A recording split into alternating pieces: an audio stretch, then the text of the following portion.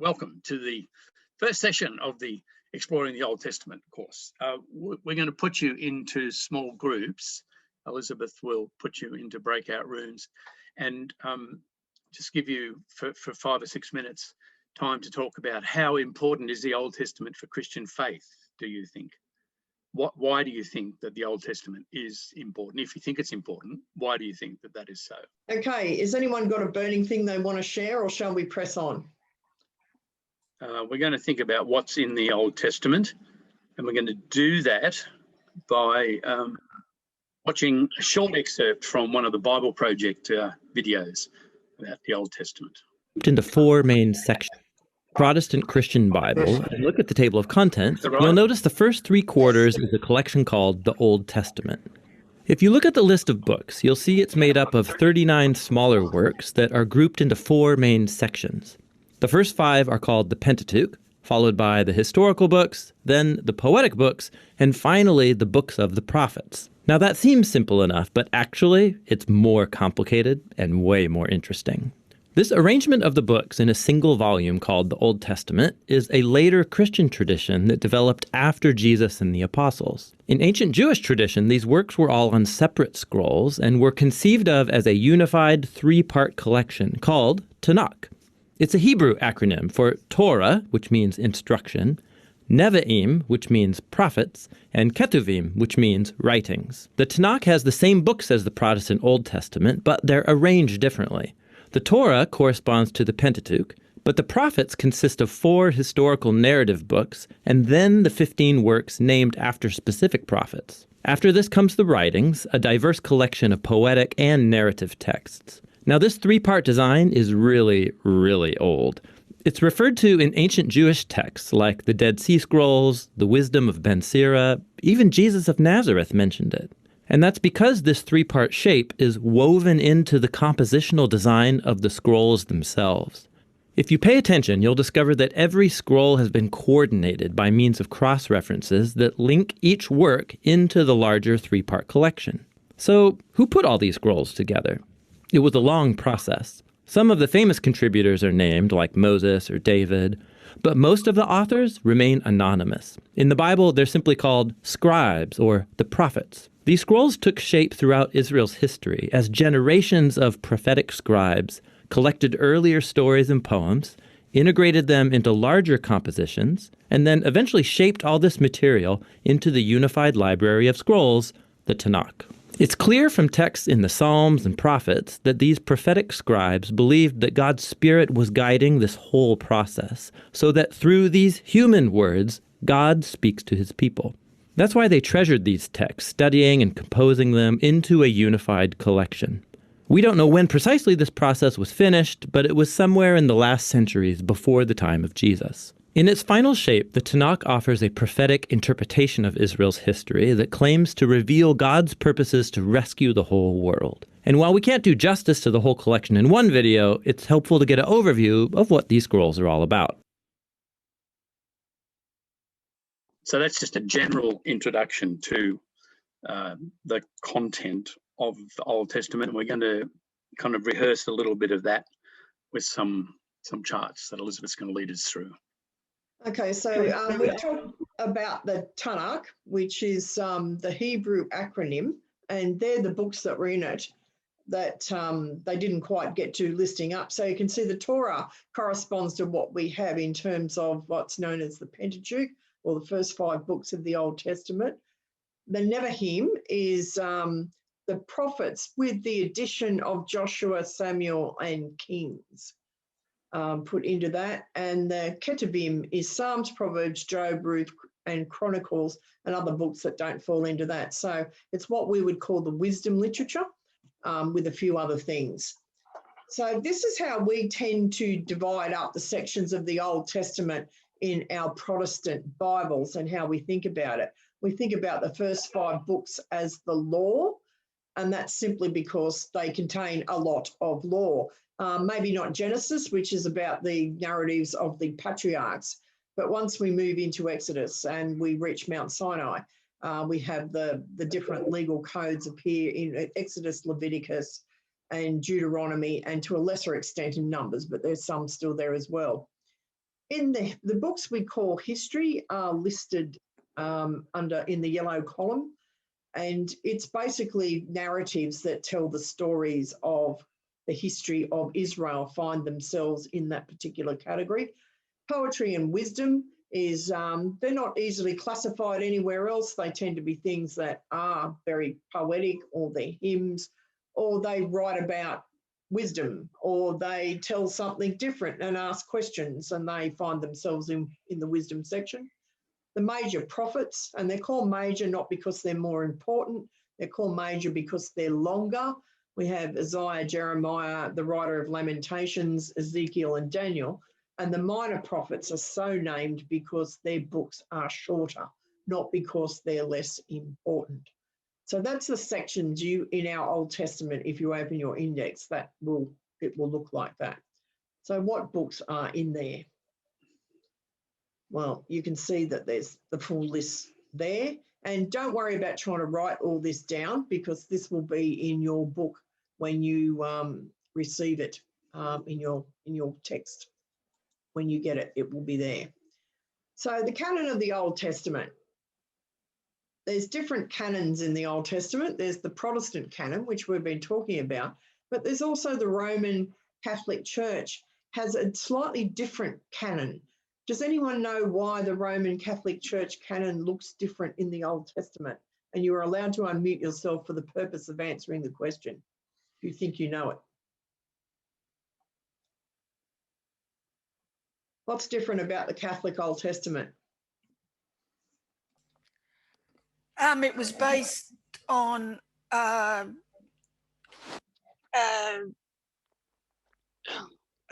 think it was based on the Greek or the right. It wasn't based on the same scripture. It was based on a translation. No, not quite. You're thinking of the Septuagint, which is the Greek Old Testament. We do use the Greek Old Testament, but that's not quite the answer I was looking for. They have the Apocrypha, the Catholics?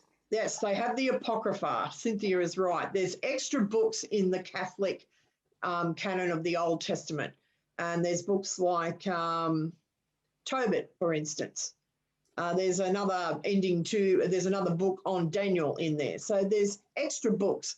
And where they're not given quite the same status as the books that are shared between the canon, the Protestant canon and the Catholic canon, they're considered very useful for teaching. So they're called the Apocrypha, and you can see there's a list of them there. And they don't occur in a Protestant Bible unless you happen to buy a specific Bible that includes that Apocrypha there. So it's got things like the Maccabees and other things like that in it. So that's how we split it up. So the Tanakh has three main parts, the Torah, Nevi'im, and Ketuvim. And we have four main parts in the Protestant Old Testament. That's the Pentateuch, the historical books, the wisdom, poetry books, and the prophets. And the Catholic Old Testament also has four main parts, with the addition of the Apocrypha. Okay. So this is just a little chart that talks about the story the Old Testament tells, and it tells the stories in different time periods. And this is really what this is about. So you have the beginning of the growth of a Semitic civilization, and that leads to stories of the matriarchs and patriarchs who are considered the ancestors of that particular civilization. Then Exodus and journey in the wilderness, and that's ending with the book of Judges. And then it moves through the books of the kings and various conquests and exile, like the Assyrian conquest of Israel and the Babylonian exile. And then we go to what's called the post-exilic period, where people return from Babylon. And then we have another series of conquests and uprisings with people like Alexander the Great, who conquered them, the Roman rule, the Maccabean rebellion, etc. And again, don't worry about writing this down because it'll be in your book, I hope, when you get it. So we've got some other things for you to think about in breakout rooms. Have you heard of the term Tanakh before? You might just want to jot down these questions. Was this anything here, new information for you? And were you aware that there were different canons with different orders of books? So have you heard of the Tanakh? Is anything new here that you've learnt? And were you aware there were different canons? And I'm going to put everyone back into breakout rooms again for a few minutes. Well, I hope you all had interesting discussions in your group and sorted out your Torahs from your Tanakhs and other things that you may or may not have known about. And I'll get John now to press on. He's got lots of maps and things to show you. Elizabeth, Yes. I just wondered, could you sometime or other let us know why the Apocrypha wasn't included in the Protestant canon? The Protestants decided those books weren't as authoritative and beneficial, that's all. Okay. I don't have a better answer than that the Catholics thought they were useful for instruction and the Protestants were more purist and didn't. Okay. And there will be some details around that, but that's really just the bare bones answer to that. So we've got two things we're going to do. One was the timeline thing and one was the map. So shall I go? I'll go to the maps now and then we'll come back to the timeline. Is that okay? That sounds good. Okay, yeah. Yep. So, oops. When you receive your books in the mail, there will be a section that will have a series of maps, not as many as what I'm about to show you. And there will also be a section that asks you to think about where each part of the Old Testament fits in the storyline. But what we're going to do now is an overview of the where that the story of the Old Testament takes place. And you might have heard reference in the past to the Fertile Crescent, which is that part of land between the Euphrates and Tigris rivers in the Middle East, as we would say today. In the book, the textbook from Boat, there is this map which identifies a number of empires that surround the tiny little place relatively of Israel. And we're going to be thinking about the impact of each of those empires in turn. The land of the Fertile Crescent today, we would say, is part of the countries of Iraq, Jordan, Syria, Lebanon, and Israel. And we all would have heard of each of those countries, no doubt, in the modern world, but for very unfortunate and sad reasons, because these are very contested, very difficult places to live. I spent some time when I was in hospital recovering from my recent operation in a shared ward with a lady who had come with her family from Syria as refugees. And one day in conversation, the daughter just said to me, "Oh yes, I nearly died 3 times because of ISIS, because of what they were doing." She just said it as a kind of matter-of-fact thing. And those people are here in Australia as refugees, as are many others in our country and elsewhere. So that's the area that we're looking at in terms of thinking about the Old Testament, the broader area. It's a very contested and difficult space today. Now that's the land of Canaan with places around it. This map you will find in your book, and they are kind of the ancient empires that surround it. The story that runs through the Old Testament is a story that is heavily impacted by politics, and it's the empires that are in the story that affect what's happening to Israel at different points of time. Now I'm going to give you a little mnemonic, which is not my invention. I found it from somewhere else. But it's Eat at Bill's, Perth's healthiest restaurant. And each of those letters, EABPHR, refers to one of the empires. The story of Israel starts in relation to the Egyptian Empire. It then follows on later on to be impacted by the Assyrian Empire. The B stands for the Babylonian Empire. The P stands for the Persian Empire. the H is for the Hellenistic Empire, Alexander the Great, that Elizabeth referred to. And then the final of the 6 empires is the Roman Empire. So eat at Bill's, Perth's healthiest restaurant. You can know where you're up to in the story of Israel, whether the dominant empire is Egypt, Assyria, Babylon, Persia, the Hellenistic Empire, or the Roman Empire. So how do all of those 6 relate to this map? Well, the Egyptian Empire was at its height around 1500 years before the Common Era, before the time of Jesus. And you can see the spread of the Egyptian Empire in this map. And it was around that time that the story of Moses and the Exodus is located. We're going to spend a session on the Exodus, and we're going to look at precise historical difficulties in terms of dating it, as well as looking at the significance of that story. But that story is in the time of the Egyptian Empire. So the people that came before in the book of Genesis, before the time of Moses, when the Egyptian Empire was really at its height. Now, what we know as Israel was originally the land of the Philistines. And there is a theory that the name Palestine comes from this ancient word Philistia, which was where the Philistines lived.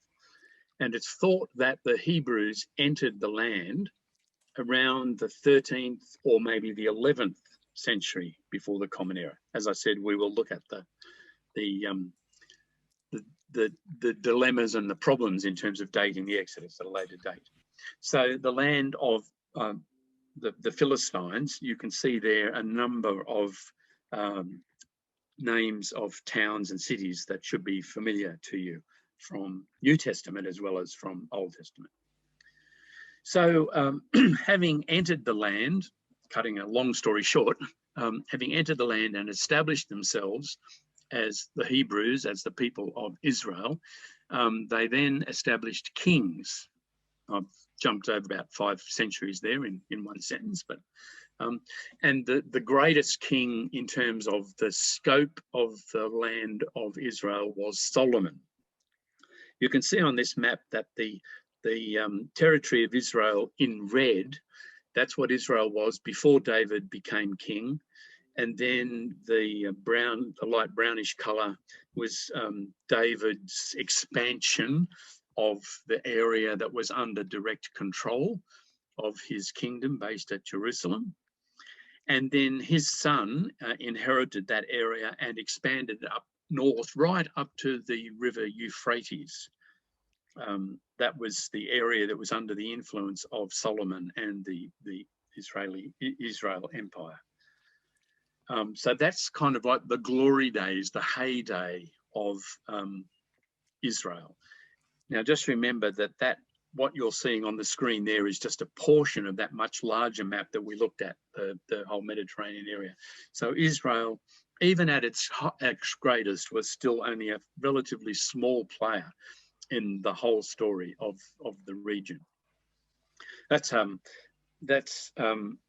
map that I think is worth putting in, because within Israel today, of course, Israel only came into existence in 1948, and it was a recovering of the ancient time when the people of Israel, when Hebrews lived in Israel.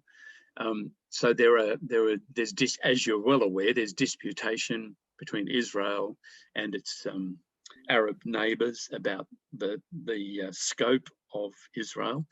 And this map actually shows you that modern day Israel, there are some people in Israel today that will want to argue that Israel actually should be bigger even than what it is. And they hearken back to the time of Solomon with that extension right up to the north. So after the death of Solomon, the one kingdom, the unified kingdom, was broken into 2. There was a king in the north and a king in the south. The northern kingdom is known as Israel, and the southern kingdom is known as Judah. So we're now coming to the Assyrian Empire. In this time frame from 900 to 600 before the Common Era, this was the scope of the Assyrian Empire. So you can see that they covered a great mass of the area, taking over from the Egyptian Empire.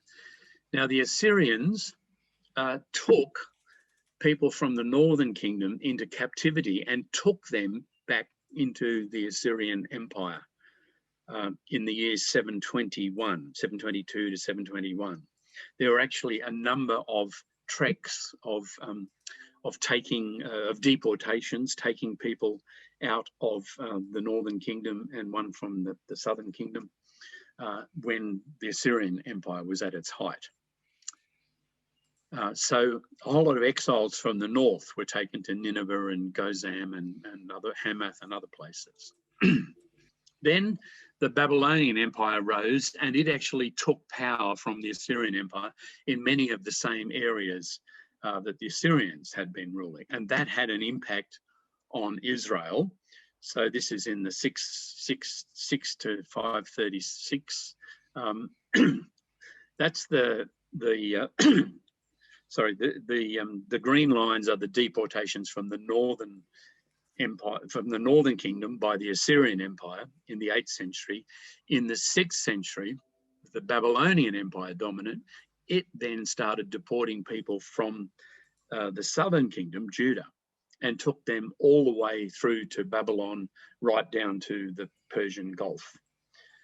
So there were two periods, two experiences of exile, pardon me, one from the northern kingdom and then one later on from the southern kingdom, that are really important in understanding the history and the culture of Israel.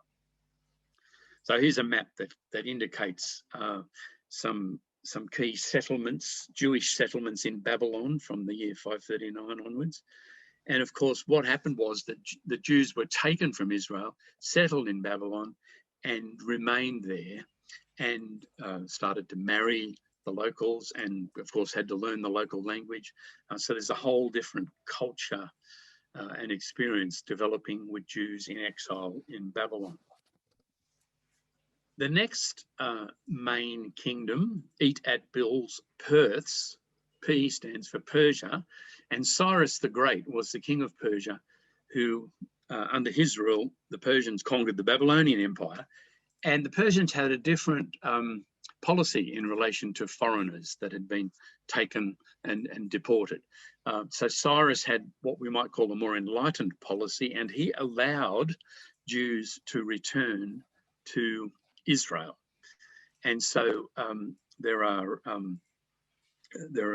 a couple of times in which that return takes place. Cyrus is actually mentioned in the Old Testament. So we know about him from historical documents outside the Old Testament. We also have him mentioned in the second part of the book of Isaiah. So Jews, people of Israel, having lived for 5 decades in exile, return and start to re-inhabit the Holy Land. So they're re-established, and Ezra and Nehemiah are the people that lead the rebuilding of the city, the rebuilding of the temple. And then in the year 333, which is very easy to remember, the Hellenistic Empire was in expansion mode, and under Alexander the Great, it's called Great because of the extent of his empire. You can see that it reaches right across to modern-day India, to the Indus River, so India, Pakistan area. So the land of Israel was taken control of by the Hellenists, the Greek-speaking Macedonians, by the army of Alexander the Great in the year 333. And then a couple of centuries later, the last of the 6 empires, the Romans. And of course, the Romans were in control of Israel at the time of Jesus, at the time of Paul. And there's a very famous war between rebels amongst the Jews and the Romans that took place after the death, 3 decades after the death of Jesus, but that's when the temple was destroyed. So that's our hop, skip and a jump through, like almost 2,000 years worth of history. Eat at Bill's, Perth's healthiest restaurant, Egypt, Assyria, Babylon, Persia, Hellenistic Empire, Roman Empire. They're the key features. Now, we want to ask you to just reflect a little bit on that, think a little bit about what this means for the people of Israel. How do you think that this continual conquering by various empires, Israel saw themselves as God's people, but they were constantly being buffeted by larger, more powerful, more expansionary empires and constantly under their control? How do you think this would have affected the people of Israel? And particularly, Peter, we'd already written this question before you said what you did earlier on. What might it mean for the way that they understood God and that they wrote about God in their scriptures? How do you have a faith in God when your people are constantly being conquered and sent into exile, etc.? So we'll give you a few minutes in your groups to ponder those two questions, please.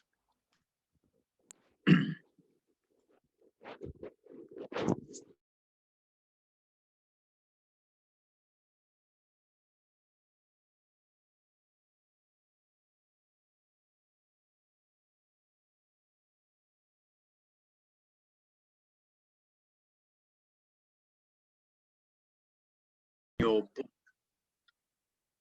This is an Old Testament timeline diagram. It starts with the creation and then what's called the universal history, the call of Abraham, the period of the patriarchs, and as we will see, the matriarchs, the Exodus, wandering through the wilderness, entrance into Canaan, conquest of the land, etc., etc., through to the end, what they say, the end of the Old Testament, which is where we pick up in the New Testament. Now, you'll notice down the bottom, there are different parts, different references to sections of books that are related to each of those periods. Now, that's in terms of the book telling the story. So Genesis, of course, tells the beginning of the story. That's what Genesis means, the origins, the beginnings. And then Exodus, of course, tells about the Exodus from Egypt, and the Exodus, Leviticus, Numbers tell about the wandering through the wilderness, and Joshua tells about the conquest. So that's in terms of what the content of the books is telling us about the story of Israel told in the Old Testament. But we want to ask a different question. What order were the books written in?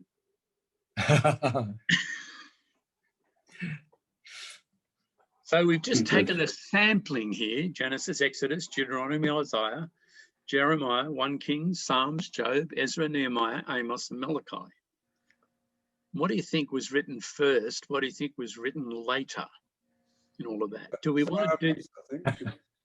Elizabeth, you want to... I think Psalms. Psalms. These were stories during exile, which would have reminded people of the good old days. Okay, so Bill wants Psalms written later. Is that what you're saying? First. You want it first. Okay. Psalms is early. Yeah. All right. In Anyone terms of else? Written tradition, anyway. So we have a vote for Psalms as the first book in this group written. Yeah, but it can't be if it was, no. It's all right, Patricia. No. Well, Exodus, I think, might have been written towards the end. You reckon it's towards the end? So we've got Psalms at the beginning and Exodus towards the end. Yep. I'm going to put Deuteronomy at the first thing to be written. Deuteronomy. But in part. Okay, in part. All right.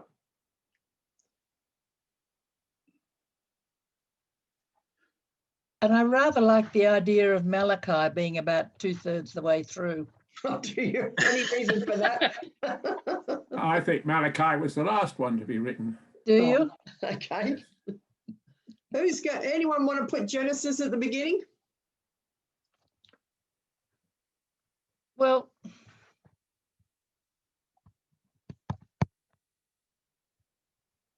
I think, second or third, Second or third, you think? I think it possibly. was second after Deuteronomy.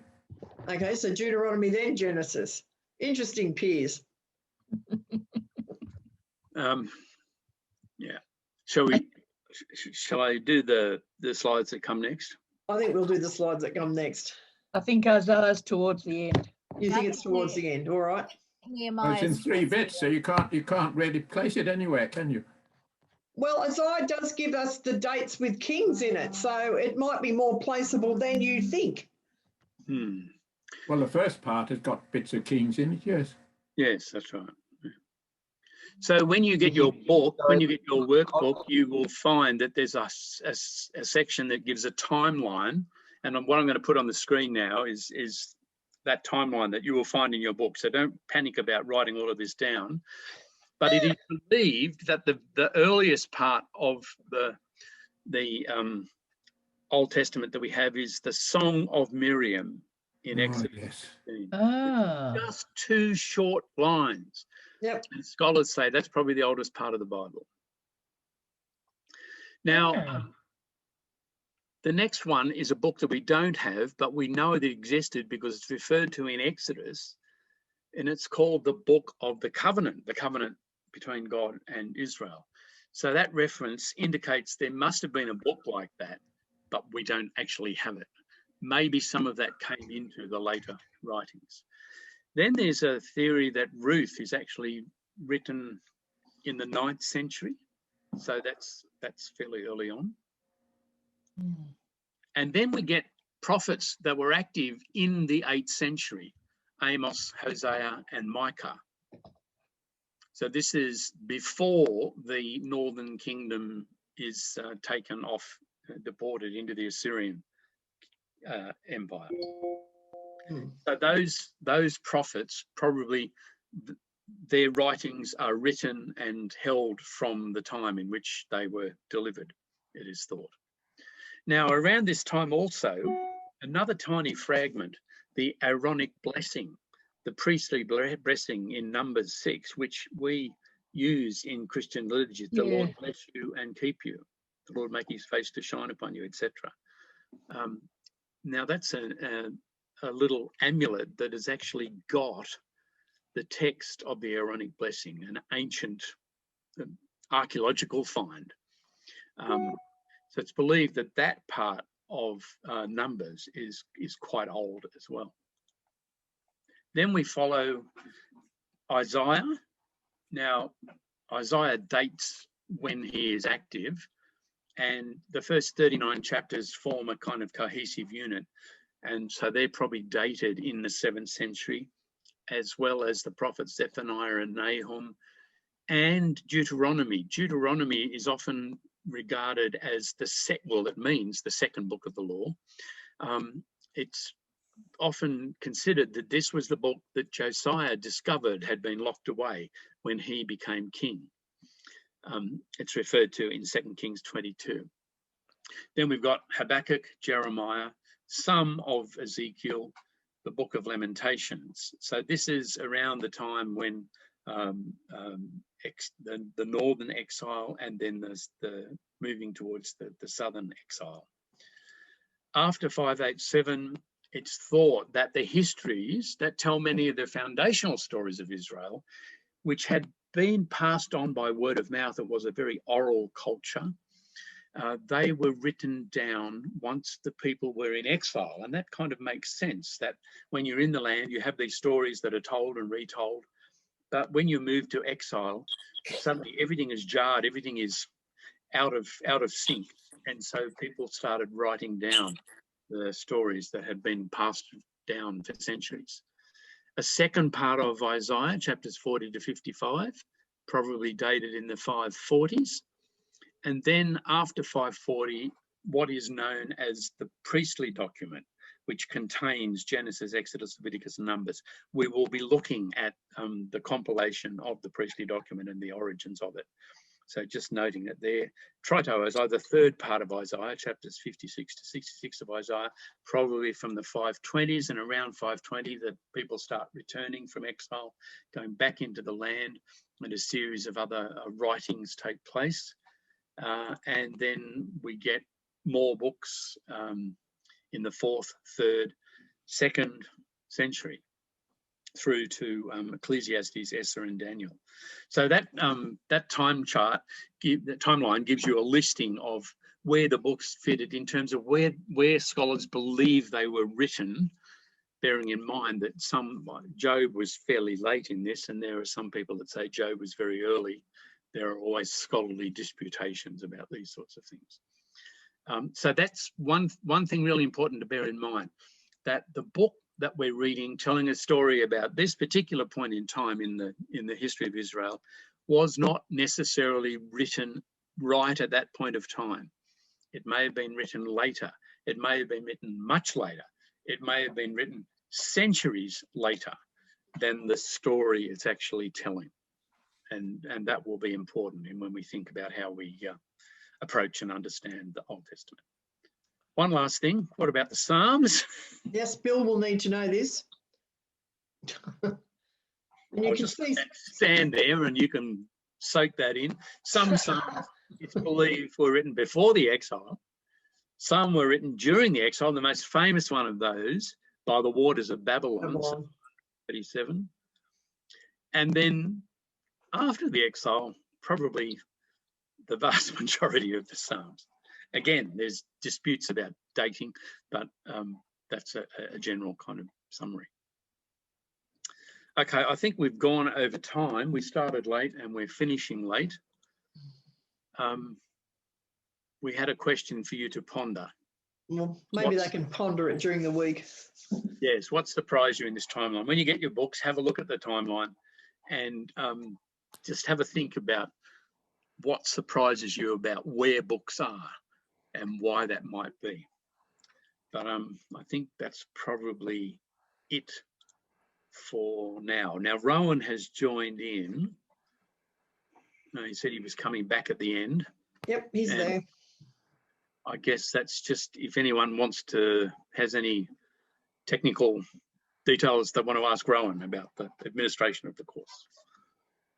Well, we stuffed that timeline up a bit, didn't we?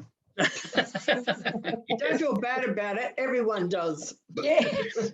It's interesting. No one ever gets the timeline right. Isn't that interesting, though? Mm.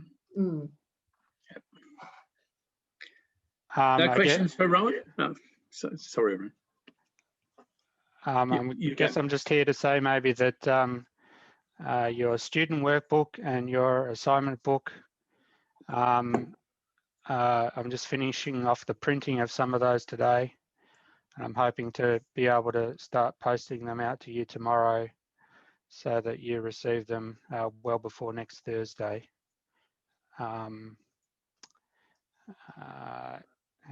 Has anyone got other questions for me regarding Zoom links or payment or anything like that?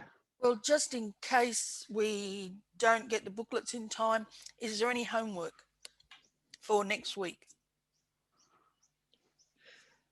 No. Oh, well, yes. Read the whole of the Old Testament. Thank you.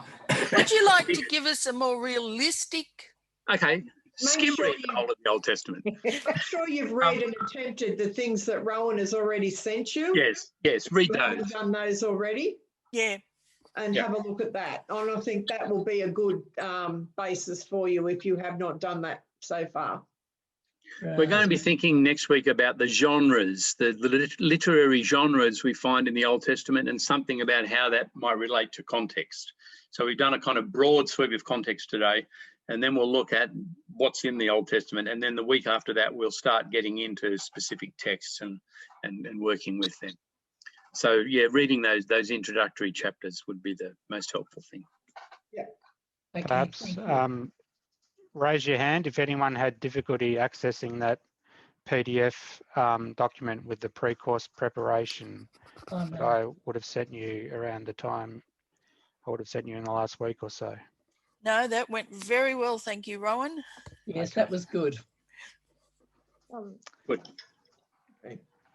Okay, then. Well, Just a question. John, can you explain those who are just who are not doing the lay preachers course? Do we need to hand in any assignments? I didn't get that. No, I saw you probably, it was before you Yeah. joined, Millen, but you certainly don't have to do anything if you're doing it by auditing. We suggest that you do the reading, and that you might like to do the formative, the one about reflecting at the start and then reflecting at the end of the course. That's always a useful thing to say, for you to document how you're approaching it now, and then at the end to look at it. So at least if you wanted to do something like that, that would be really good. Yeah, good. But if you're not doing it for the purpose, if you're not paying the full price and doing it for the purposes of being accredited, we can't, you're not It's up to you. required to do any. Yeah.